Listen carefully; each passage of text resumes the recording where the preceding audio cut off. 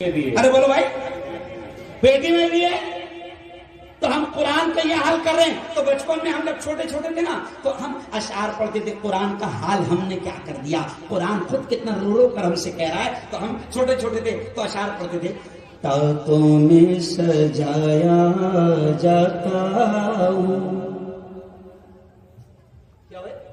تاکوں میں سجایا جاتا ہوں، آنکھوں سے لگایا جاتا ہوں، تعویذ بنایا جاتا ہوں، تعویذ بنایا جاتا ہوں، دھو دھو کے پلایا جاتا ہوں، تاکوں میں سجایا جاتا ہوں. جس طرح طوطا مینا کو کچھ بول سکھائے جاتے. سمجھنے کو تیار نہیں. جیسے طوطا اور مینا کو رٹا دیتے نا، طوطا بھی بولتا ہے، اگر اس کو بھی سکھا دو نا اللہ اللہ اللہ تو طوطا بولتا ہے اللہ.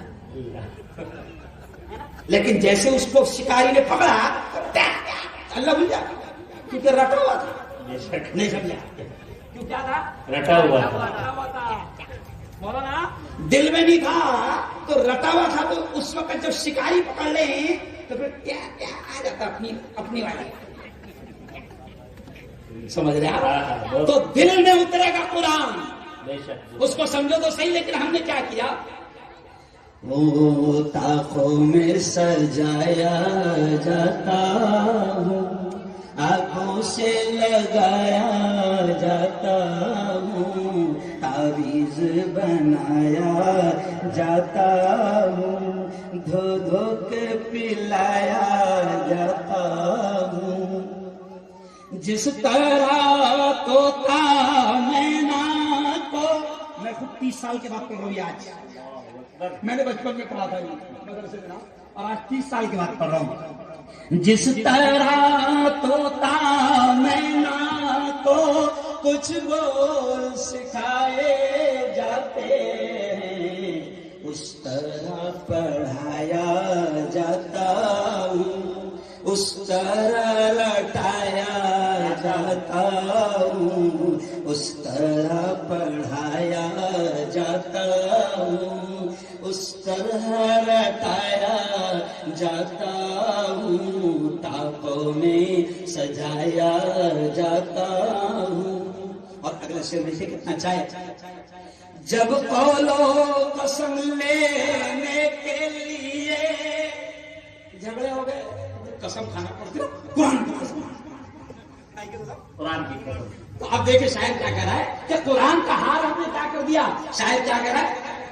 جب قول و قسم لینے کے لیے تکرار کی نوبت آتی ہے، پھر میری ضرورت پڑتی ہے، ہاتھوں میں اٹھایا جاتا ہوں، پھر میری ضرورت پڑتی ہے، ہاتھوں میں اٹھایا جاتا ہوں. آج بھی عدالت میں جاؤ تو بس کیا کرتا ہے؟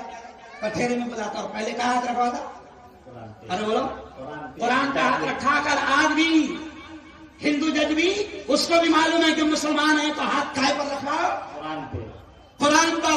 تو عدالت کے کٹہرے میں قرآن پر ہاتھ رکھ کر جج کہلواتا ہے بولو جو کچھ کہوں گا سچ کہوں گا، سچ کے سوا پھر بھی کبھی نہ جھوٹ بولو. سمجھا؟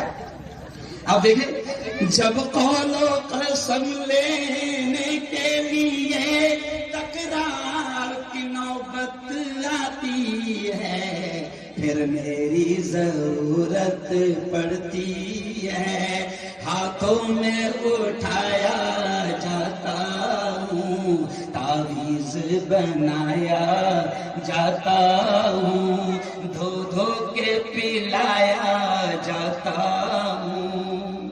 اب اگلا شعر خوبصورت ہے. اللہ کرے کہ سمجھ نہ آ جائے. بڑا اللہ کرے کہ سمجھ نہ آ جائے. یہ مجھ سے محبت کے دعوے محبت کے دعوے کرتے ہیں، قرآن سے اتنی محبت کہ قرآن کی کوئی بے عزتی کریں تو جان دینے کو بھی تیار اور جان لینے کو بھی ارے بولو لینے کو بھی تیار۔ تو اب کیا کہہ رہا ہے شاعر؟ یہ مجھ سے عقیدت کے دعوے، یہ مجھ سے محبت کے دعوے، قانون پہ راضی غیروں کے۔ سبحان اللہ، سبحان اللہ۔ عجیب شعر ہے، اللہ کی قسم کیا عجیب شعر ہے، بہت پیاری بات شاعر نے کہہ دی۔ یہ مجھ سے محبت، یعنی قرآن کہتا ہے یہ مجھ سے محبت کے دعوے، قانون پہ راضی غیروں کے، یوں بھی مجھے رسوا کرتے ہیں، ایسے بھی ستایا جاتا ہوں، یوں بھی مجھے رسوا کرتے ہیں، ایسے بھی ستایا جاتا ہوں۔ آج کیا ہو رہا ہے مولانا؟ گھر میں میاں بیوی کے جھگڑے ہوئے، بات طلاق تک پہنچ گئی تو اللہ کی نہیں مان رہا، نبی کی نہیں مان رہا، قرآن کی نہیں مان رہا، اور ایک طرف مکار، غدار، جھوٹا، ایک نمبر کا دو نمبری، نہیں سمجھے؟ ایک نمبر کا دو نمبر، ارے بولو، ایک نمبر کا دو نمبری مکار، کہتا تو قرآن سے بڑا عشق ہے، قرآن کے پیج کو کس نے پھاڑ دیا، قرآن کے پیج کو کس نے پٹاخے میں اڑا دیا تو اس کا خون بڑا کھول جاتا ہے، لوڑ جا دھرنا آندولن، قرآن کی بے عزتی کیا، گرفتار کرو، کیا بھائی ہوتا رہتا؟ لیکن مکار، غدار، جھوٹے، جب تیرے گھر میں جھگڑا ہوتا ہے، اس جھگڑے کا حل قرآن نے بتایا، اس جھگڑے کا حل اللہ نے بتایا، اس جھگڑے کا حل نبی نے بتایا، تو قرآن کی بات کو ماننے کو تیار نہیں، سیدھا بھاگ رہا وکیل صاحب، کورٹ کچہری۔ تو اس لیے وہ شعر کیا کہہ رہا ہے قرآن کے بارے میں کہ یہ مجھ سے محبت کے دعوے، قانون پہ راضی غیروں کے، اس طرح ستایا جاتا ہوں، یوں بھی مجھے رسوا کیا جاتا ہے۔ اور میرے اون کے بھائیوں، چلو آؤ اب میں اہم باتیں آپ کو